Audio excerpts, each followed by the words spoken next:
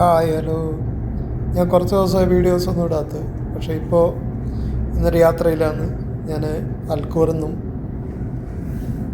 ലുസൈലേക്കുള്ള യാത്രയിലാണ്. അതിൻ്റെ വിവരങ്ങളൊക്കെ നിങ്ങളോട് പറയുന്നത്. കാരണം അൽക്കൂർ സ്റ്റേഡിയം മുതൽ ലുസൈൽ സ്റ്റേഡിയം വരെയുള്ള റോഡാണിത്. ഈ റോഡിലുള്ള യാത്ര വളരെ ഗംഭീരമാണ്. 5 വരി പാതയാണ് ഇതിൽ വരുന്നത്. അപ്പോൾ ഇതിപ്പോൾ നിങ്ങൾ കാണുന്നതെന്ന് പറഞ്ഞാൽ ലുസൈലിൻ്റെ ഭാഗങ്ങളാണ്. ലുസൈലിൻ്റെ പ്രാന്തപ്രദേശങ്ങളാണ് നിങ്ങൾ കാണുന്നത്. പ്ലസ് സിഗ്നൽ കാര്യങ്ങളൊക്കെയാണ് കാണുന്നത്. അപ്പോൾ നമ്മൾ ലുസൈലിലേക്കുള്ള വഴിയിലാണെന്നുള്ളത്. അപ്പോൾ മനോഹരമായിട്ടുള്ള ബിൽഡിങ്ങുകളും രാത്രി ആയതുകൊണ്ട് തന്നെ അത് അത്ര വ്യക്തമായിട്ട് കാണാൻ പറ്റില്ല. എന്നാലും വെളിച്ചവും കാര്യവും ഉള്ളതുകൊണ്ട് അത്രയായിട്ട് അറിയാം. അപ്പോൾ നമ്മുടെ ഇപ്പോൾ എന്ന് പറയുമ്പോൾ ലുസൈൽ എന്ന് പറയുമ്പോൾ വലിയൊരു സിറ്റിയാണ്. അപ്പോൾ അത് വേൾഡ് കപ്പിൻ്റെ സമയത്തേക്ക് ഉണ്ടാക്കിയിട്ടുള്ളൊരു സിറ്റിയാണ്. അത് ഒരു 2 ലക്ഷം വരെ ആളുകൾക്ക് താമസിക്കാൻ പറ്റുമെന്ന് പറയുന്നത്. അത്രയും വിശാലമായിട്ടുള്ള സൗകര്യങ്ങളാണ് ഉള്ളത്. ഹോട്ടലുകളും അതുപോലെ ഷോപ്പിംഗ് മാളുകളും കെട്ടിട സമുച്ചയങ്ങൾ, പാർപ്പിട സമുച്ചയങ്ങളൊക്കെ ഉള്ള ഒരു വലിയൊരു സംഭവമാണ് ലുസൈൽ സിറ്റി എന്ന് പറയുന്നത്.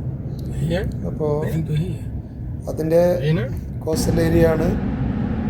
പിന്നെ ഈ റോഡ് എന്ന് പറയുമ്പോൾ 5 വരി പാതയാണ്. 5 വരി പാത എന്ന് പറയുമ്പോൾ വളരെ ഭംഗിയുള്ള പാതയാണ്. സൈഡിൽ എല്ലാ 2 വശത്തും മരങ്ങൾ വെച്ച് പിടിപ്പിച്ചിട്ടുണ്ട്.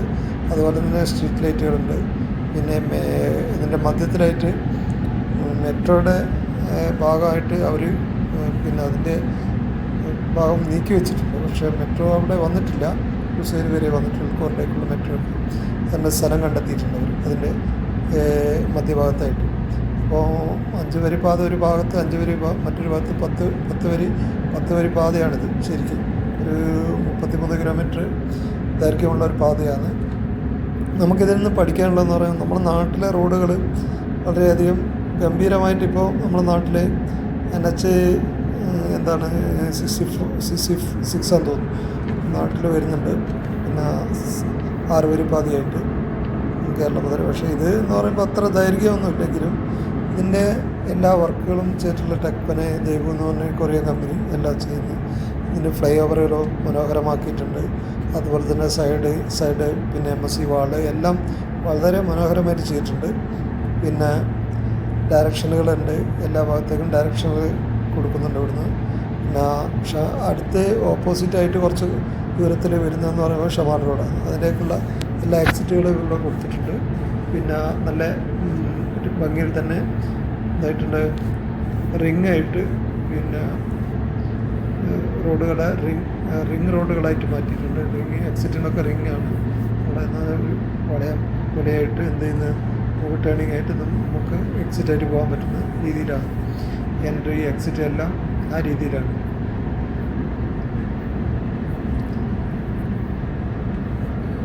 പിന്നെ എന്ന് പറയുമ്പോൾ മനോഹരമായിട്ട് തന്നെ സജ്ജീകരിച്ച ചെറിയ ലൈറ്റൊക്കെ രാത്രിയിൽ ഏത് സമയത്തും നമുക്ക് പോകാൻ പറ്റും. 120 സ്പീഡാണ് ഇവിടെ.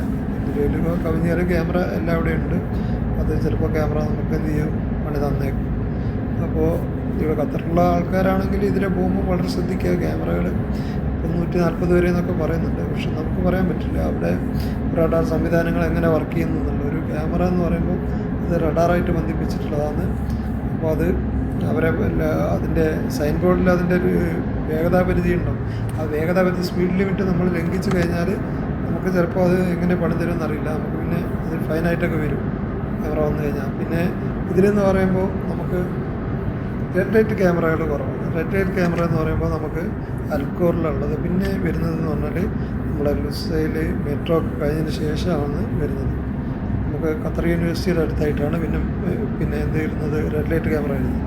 അതിനിടയിൽ ക്യാമറകളൊന്നുമില്ല. അതാണ് ഏറ്റവും വലിയ പ്രത്യേകത. സുഖകരമായിട്ട് പോകാം. എവിടെയും ബ്ലോക്കില്ലാതെ പോകാൻ പറ്റും. അതാണ് ഈ റോഡിൻ്റെ ഏറ്റവും വലിയ പ്രത്യേകത. ഒരു ബ്ലോക്ക് എന്ന് പറഞ്ഞ സംഭവം ഇവിടെ ഉണ്ടാവില്ല. ഈ ചെറിയ ആക്സിഡൻ്റൊക്കെ നടന്ന ചെറിയ ബ്ലോക്കൊക്കെ ഉണ്ടാവും. അത് എവിടെ ഉണ്ടാവുമല്ലോ.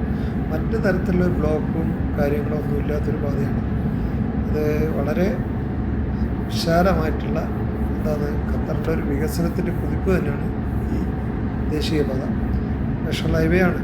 നാഷണൽ ഹൈവേ എന്ന് പറയുമ്പോൾ കോസ്റ്റൽ ഹൈവേ എന്നാണ് ഇതിന് പറയുന്നത്. കോസ്റ്റൽ എന്ന് പറഞ്ഞാൽ ഇതിൻ്റെ പിന്നെ പോകുമ്പോൾ ഒരു വശത്ത് കടലിൻ്റെ ഭാഗമാകുന്നുണ്ട്. അതുകൊണ്ടാണ് കോസ്റ്റൽ ഏരിയയിൽ കൂടിയാണ് ഇത് പോകുന്നത്. ഈ കോസ്റ്റൽ ഏരിയയിൽ പോകുന്നത് കൊണ്ട് തന്നെ കോസ്റ്റൽ ഹൈവേ എന്നുള്ള രീതിയിൽ ഇതിന് നാമകരണം ചെയ്തു.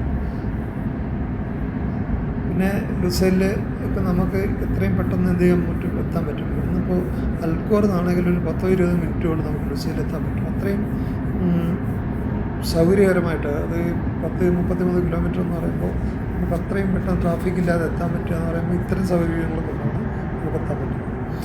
ഈ വിപുലമായ സൗകര്യം കൊണ്ട് നമുക്ക് എന്താ പറ്റുന്നുണ്ട്, ഈ റോഡ് നെറ്റ്വർക്ക് ഉണ്ടല്ലോ, അത് ഈ രാജ്യത്തിന് ഏറ്റവും വലിയ മുതൽക്കൂട്ടാണ്. എല്ലാ ഭാഗത്തും റോഡുകളും അതുപോലെ ഗതാഗതം വളരെ ട്രാഫിക് ബ്ലോക്ക് ഇല്ലാത്ത രീതിയിൽ അതിൻ്റെ സംവിധാനങ്ങൾ ചെയ്തുകൊണ്ടാണ് ഇവർ ഗതാഗതം മൊത്തം നിയന്ത്രിച്ചിട്ടുള്ളത്. ഇപ്പം എവിടെ നോക്കിയാലും ട്രാഫിക് ബ്ലോക്ക് അധികം കാണില്ല, കാരണം അത്രയും എന്ത് ചെയ്തിട്ടുണ്ട്.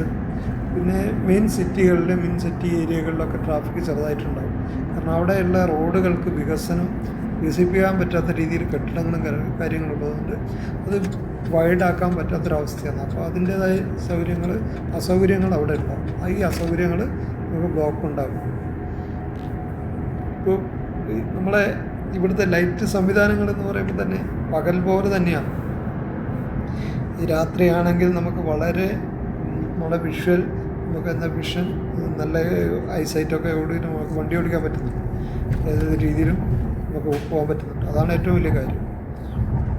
പിന്നെ എന്ന് പറയുമ്പോൾ ഇത് വളരെയധികം ബജറ്റിൽ ഉണ്ടാക്കിയിട്ടുള്ളൊരു റോഡാണ്. ഇവിടെ ബില്യൺ കണക്കിന് ഇവിടുത്തെ പൈസ ചിലവഴിച്ചിട്ടുണ്ടാക്കിയിട്ടുള്ള റോഡാണ്. അപ്പോൾ അതിൻ്റേതായ സെറ്റപ്പിൽ തന്നെയാണ് ഉണ്ടാക്കിയിട്ടുള്ളത്. ഫ്ലൈ ഓവറുകളാണെങ്കിലും പിന്നെ മറ്റ് ആധുനിക സജ്ജീകരണങ്ങളൊക്കെ തന്നെയാണെന്ന് വെച്ചാൽ റോഡ് എല്ലാവിധ ഫെസിലിറ്റിയോട് കൂടിയിട്ടുണ്ടാക്കിയിട്ടുണ്ട്. പിന്നെ നമുക്ക് ഡ്രൈനേജ് സിസ്റ്റവും കാര്യമൊക്കെ റോഡിലുണ്ട്. പിന്നെ ഞാനിപ്പോൾ എന്ന് പറഞ്ഞാൽ ലുസൈൽ ഏരിയയിലേക്കാണ് വരുന്നത്. ഇപ്പോൾ ആൽക്കോറിൽ കൂടെ പിന്നിട്ട് ലുസൈൽ ഏരിയയിലേക്ക് വണ്ടി വരുന്നത്. ലുസൈൽ ഏരിയയൊക്കെ വരുമ്പോൾ നമുക്ക് ബിൽഡിങ്ങുകളൊക്കെ കാണാൻ പറ്റും. ഇവിടെയുള്ള ബിൽഡിങ്ങുകളെന്ന് പറഞ്ഞാൽ വളരെയധികം അമ്പരച്ചുംബികളില്ലെങ്കിലും ഒരു മീഡിയം സൈസിലുള്ള ബിൽഡിങ്ങുകളൊക്കെ ഇവിടെയുണ്ട്. നമുക്ക് അതുപോലെ തന്നെ 10, 30, 35 നിലയുള്ള ബിൽഡിങ്ങുകൾ വേറെ ഉണ്ട്. പിന്നെ അതിൻ്റേതായുള്ള 10 നില 20 നിലയുള്ള ബിൽഡിങ്ങുകൾ വേറെ ഉണ്ട്. അതൊക്കെ ഫ്ലാറ്റ് സമുച്ചയങ്ങളായിട്ടുണ്ട്. പിന്നെ വലിയ വലിയ ഓഫീസ് സമുച്ചയങ്ങളുണ്ട്. പ്രധാന കമ്പനികളുടെയൊക്കെ ഓഫീസുകൾ ഇവിടെ വർക്ക് ചെയ്യുന്നുണ്ട്, വലിയ വലിയ കമ്പനികളൊക്കെ. പിന്നെ അതിനോടനുബന്ധിച്ചിട്ടുള്ളതെന്ന് പറഞ്ഞാൽ ഈ എംപ്റ്റി സ്പേസായ ഏരിയകളൊക്കെ എന്ത് ചെയ്തിട്ടുണ്ട്, അവർ വളരെയധികം യൂട്ടിലൈസ് ചെയ്തിട്ടുണ്ട്. റോഡിൻ്റെ ഭാഗത്തുള്ള പിന്നെ സൈഡ് ഭാഗത്തുള്ള എംപ്റ്റി സ്പേസ് അതെല്ലാം പുൽത്തകിടികളും അതുപോലെ തന്നെ മരങ്ങളും വെച്ച് പിടിപ്പിച്ചിട്ട് വളരെ വിശാലമായിട്ട് അതുപോലത്തെ ഗാർഡൻസൊക്കെ സെറ്റ് ചെയ്തിട്ട് ഈ റോഡിൻ്റെ വശത്ത് ഇഷ്ടംപോലെ ഗാർഡനുകൾ കാണും. ചെറിയ ലൈക്കുകൾ പോലെ ഉണ്ടാക്കിയിട്ട് അതുപോലെ ഗാർഡനുകൾ. വളരെ ആസൂത്രിതമായ രീതിയിലാണ് ഈ റോഡ് എന്ത് ചെയ്തിട്ടുള്ളത്, സെറ്റപ്പ് ചെയ്തിട്ടുള്ളത്. ഈ 5 വരി പാത എന്ന് പറയുമ്പോൾ നമുക്ക് എന്താകുന്നു, ട്രാഫിക് തടസ്സമില്ലാതെ പോകും. നമ്മുടെ നാട്ടിലും ഒരു 5 വരി പാത വരികയാണെങ്കിൽ വളരെ നല്ല കാര്യമാണ്. 5 വരി എന്ന് പറയുമ്പോൾ ഒരു സൈഡ്, 10 വരി പാത എന്ന് പറയുമ്പോൾ നമ്മുടെ നാട്ടിൽ ഒരുവിധം ട്രാഫിക്കൊക്കെ കുറഞ്ഞു. പക്ഷേ ഇപ്പോൾ നമ്മുടെ നാട്ടിൽ ഇപ്പോൾ ഹൈവേ ഇങ്ങനെ പിന്നെ കണ്ടിന്യൂ ചെയ്ത് വരിക എന്നുള്ളത് കംപ്ലീറ്റ് ആയിട്ടില്ലെന്ന് തോന്നുന്നു, ഓരോ റീച്ചായിട്ട്. ഇവിടെ അതുപോലെ തന്നെ ഓരോ റീച്ചുകളായിട്ടാണ് ഇത് വന്നിട്ടുള്ളത്. അപ്പോൾ നിങ്ങൾ കാണുക, നിങ്ങൾ സബ്സ്ക്രൈബ് ചെയ്യുക.